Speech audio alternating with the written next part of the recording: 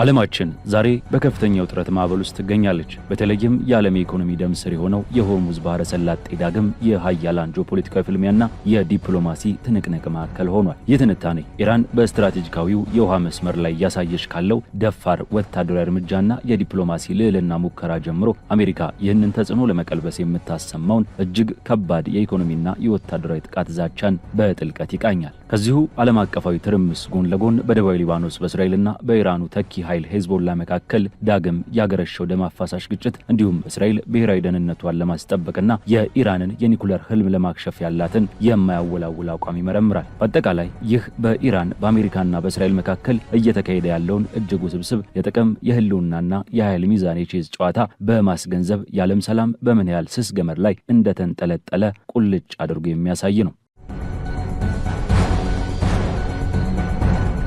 ይህ ቮይስ ኦፍ ኢትዮጵያ ዓለም አቀፍ ትንታኔ ነው። የዓለምን ፖለቲካ በሰፊው የምንዳስስበት መድረክ። ለቻናላችን አዲስ የሆናችሁ ሰብስክራይብ በማድረግ አብራችሁን ቆዩ።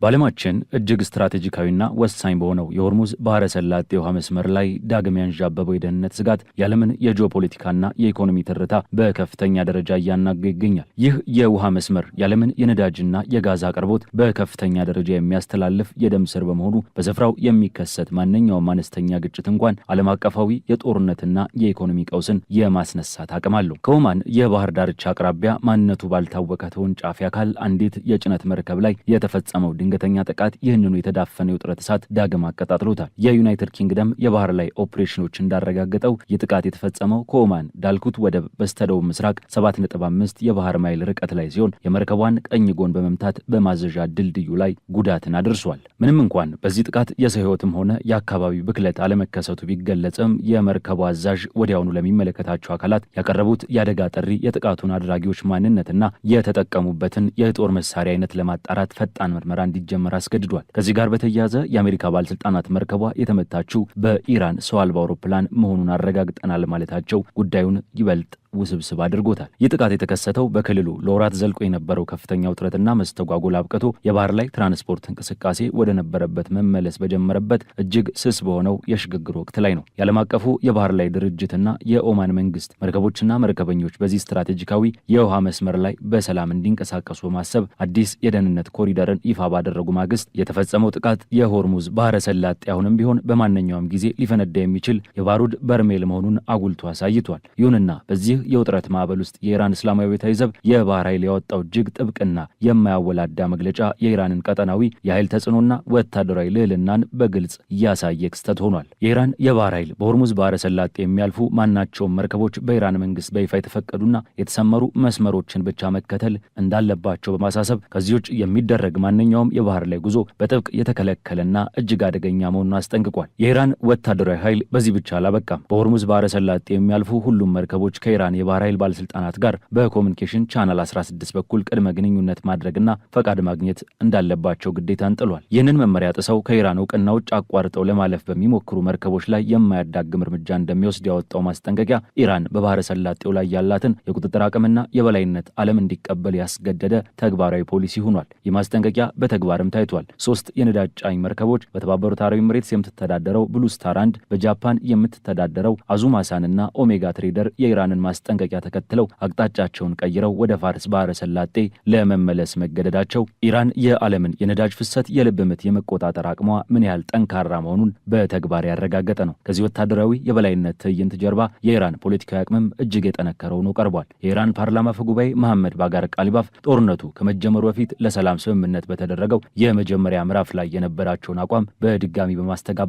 የሆርሙዝ ባህረ ሰላጤ አስተዳደር ከጦርነቱ በፊት ወደ ነበረው አይነት አሰራር በፍጹም እንደማይመለስ አጽንኦት ሰጥተዋል። አፈጉባኤው እንዳሉት ኢራን ዓለም አቀፍ ሕጎችን በጥብቅ የምታከብር ቢሆንም እነዚህ ሕጎችን በመጠቀም ማንም አካል በኢራን ላይ የጥላቻ ተግባር እንዲፈጽም አትፈቅድም። ከዚህ ቀደም የነበረውን አሰራር የሚቀለብስ ማንም እንደሌለ ያስጠነቀቁት ቃሊባፍ ኢራን በዚህ ወሳኝ የባህር መስመር ላይ ጥብቅ ቁጥጥር የማድረግ ሙሉ ሀሳብ እንዳላት አመላክተዋል። ይህ የኢራን አቋም ከዋሽንግተን በኩል ጠንካራ ተቃውሞ ገጥሞታል። የአሜሪካ ባለስልጣናት እንደ ማርኮ ሩቢዮ ያሉ ተጽዕኖ ፈጣሪ ፖለቲከኞች የሆርሙዝ ባህረ ሰላጤ ዓለም አቀፍ የውሃ መስመር መሆኑን በመጥቀስ የትኛውም ሀገር በዓለም አቀፍ የውሃ መስመር ላይ የክፍያ ጥያቄም ሆነ የራሱ ፖሊሲ ሊጭን አይችልም ሲሉ ተከራክረዋል። የዓለም አቀፉ ሕግ መርህ ይህ መሆኑንና አሜሪካም ሆነ ሌሎች የቀጠናው ሀገራት የኢራንን ተጽዕኖ እንደማይቀበሉ አስታውቀዋል። ይህ በእንዲህ እንዳለ በኢራን በአሜሪካና በእስራኤል መካከል ያለው የጂኦፖለቲካ ትንቅንቅ በዲፕሎማሲው መድረክም ከፍተኛ ርዕደ መሬትን ፈጥሯል። በቅርቡ በቴህራንና በዋሽንግተን መካከል የተደረሰው 14 ነጥቦችን የያዘ የመግባቢያ ሰነድን በተመለከተ የኢራን ከፍተኛ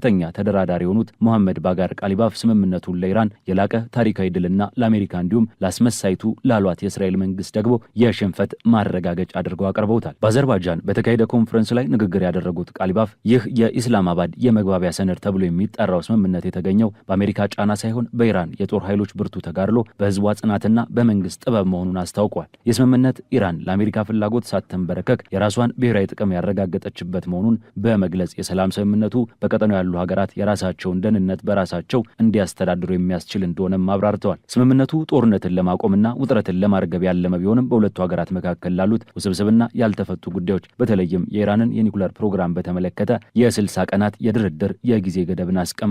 የኢራን የዲፕሎማሲና የጦር ሜዳ ብቃት በዚህ መልኩ ሲገለጽ የሀሳብ ልዩነትና የኃይል ሚዛኑን ለማስጠበቅ በሌላኛው ጎራ ያለው አቋምም እጅግ ጠንካራና የማያወላውል ነው። በተለይም የአሜሪካው ፕሬዚዳንት ዶናልድ ትራምፕ ይህንን ስምምነት በሚመለከት የሰጡት ምላሽ የሀያላኑን ፍልሚያ አጉልቶ ያሳየ ነበር። ትራምፕ ኢራን የመግባቢያ ሰነዱን ሙሉ በሙሉ የማታከብርና ተገቢውን ባህሪ የማታሳይ ከሆነ አሜሪካ በኢራን ላይ ወደር የሌለው የኢኮኖሚ ድቀትን እንደምታመጣ አምዝተዋል። ትራምፕ በንግግራቸው ወቅት የአሜሪካን ፍጹም ወታደራዊ በላይነት ለማስታወስ ወደ ኋላ መለስ ብለው አስተዳደራቸው በአንድ ወቅት የኢራንን የጦርና የባህር ኃይል አመራር ከነመዋቅሩ መደምሰሱን እንዲሁም በአንድ ሳምንት ተኩል ውስጥ ብቻ 159 የኢራን መርከቦችን ወደ ባህር ግርጌ መስመጣቸውን በመኩራራት ተናግረዋል። ይህ የትራምፕ ንግግር የኢራንን የኃይል ትርክት ሚዛን በሚሰብር መልኩ የአሜሪካን የማይገመት ወታደራዊ ጡንቻ ለማሳየት ያለመ ነበር። ፕሬዚዳንት ትራምፕ ከዚሁ ዓለም አቀፋዊ የዲፕሎማሲና የጦርነት ትንታኔ ጎን ለጎን የአሜሪካን የውስጥ ኢኮኖሚ፣ የግብርና ዘርፍና የኤነርጂ ፖሊሲን በተመለከተ ሰፊ ማብራሪያን ሰጥተዋል። አሜሪካ ለገበሬዎች ያላትን ወገንተኝነት